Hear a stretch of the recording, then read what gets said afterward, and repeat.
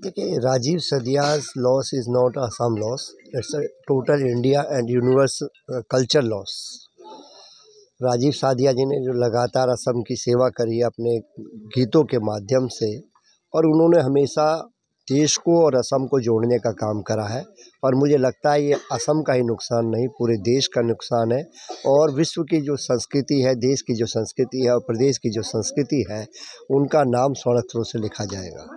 और आज मैं यहाँ पर परिवार के गम में शामिल होने आया था। हमने अपनी कंडोलेंस तो पहले ही भेजी थी, लेकिन आज मेरा दौरा असम का लगा तो मैं अपने अध्यक्ष ब्रोजेन हेंडिक के माध्यम से अपने जनरल सेक्रेटरी साहब के साथ यहाँ पर आज आया हूँ।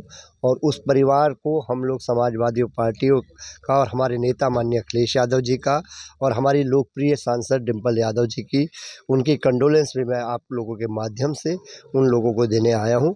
और हमें लगता है कि हम जो हमारी पार्टी से निजी रूप से हो पाएगा, चाहे हमारी सम इकाई हो, चाहे हमारी देश की यूनिट हो, लखनऊ की यूनिट हो, हमारी पार्टी हो, और या सेंट्रल लेवल पे जो भी हम मदद कर सकते हैं उसके लिए हम काम करने का काम करेंगे। और ये बात कि राजनीतिक नहीं है, ये बात है कि समाजवादी लोग इनको अपना अपना परिवार मानते हैं, और हम अपने को परिवार के सदस्य के खोने में हम सब की आंखें नम हैं, असम की आंखें नम हैं, देश की आंखें नम हैं।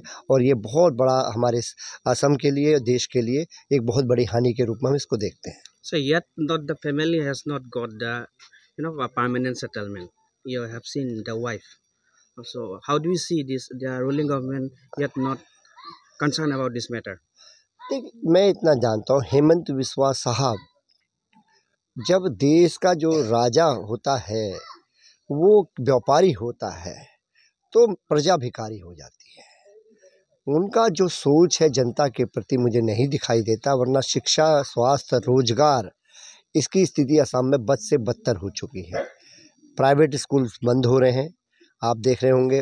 और जो प्राइवेट स्कूल है वो किस तरह से लोगों को लूटने का, उनका खून पीने का काम कर रहे हैं। अस्पताल में दवाई नहीं है, सरकारी अस्पतालों में डॉक्टर नहीं है, लेकिन इसके साथ साथ आप देख रहे होंगे प्राइवेट अस्पतालों में लूट जारी है।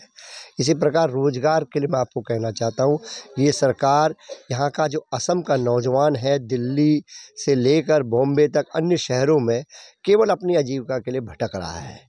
तो अगर असम में ही रोजगार नहीं है तो वो भटकना उसका जायज़ है। इसका मतलब जो भी पूर्ववर्ती सरकार है, चाहे वर्तमान सरकार है, इसने इस दिशा में शिक्षा, स्वास्थ्य और रोजगार की दिशा में कोई काम करने का काम नहीं करा।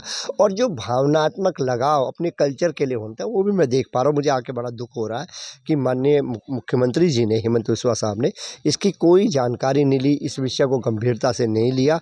उन्हें ज़रूर प्रदेश सरकार को इसमें कदम उठाना चाहिए, कुछ इनके लिए फंड्स की व्यवस्था करनी चाहिए, कुछ रोजगार की व्यवस्था करना चाहिए। बल्कि इस मैं मांग करता हूं आप लोगों के माध्यम से, अगर हेमंत बिस्वा जी की सरकार को मेरी बात पहुंच पाती है तो इनके नाम का कोई संग्रहालय, स्टैचू कुछ बनना चाहिए, जिससे कि लोग, आने वाली जो हमारी पीढ़ी है, वो इनको याद कर सके और इनके रास्ते पे चलने का प्रयास कर सके। क्योंकि ये जो रास्ता है ये इनका कल्चर का रास्ता है। प्यार और हमेशा कल्चर जो होता है वो आपको संस्कृति को बताने का के साथ साथ आपकी जो स्वीटनेस है उसको बताने का काम करता है, लोगों को जोड़ता है। और ये इन्होंने पूरे देश को जोड़ा है, असम को जोड़ा है। ये बहुत बड़ा बिग लॉस है। So are you going to present this scenario in the central government in Delhi? हमारे नेता माननीय अखिलेश यादव एमपी हैं, हमारे सांसद डिम्पल यादव जी एमपी हैं। लोकसभा में हमारे 37 एमपी हैं। मैं माननीय अखिलेश यादव जी और माननीय डिम्पल यादव जी से निवेदन करूंगा कि इनके लिए सेंटर से भी कुछ गुहार करी जाए, क्योंकि वो they represent in Lok Sabha our party.